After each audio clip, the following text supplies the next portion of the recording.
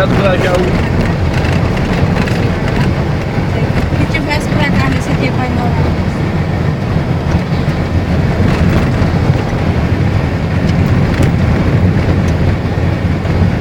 Estamos aqui percorrendo uma estrada vicinal de Bernardo Mearim, que dá acesso a várias comunidades, Paixão do Moacir, até mesmo Caneleiro. Ela tá boa, tá correndo aqui 80 km por hora, é estrada vicinal.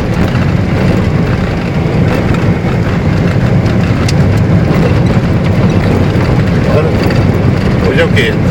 Estamos já no dia 3 de fevereiro e as chuvas estão chegando.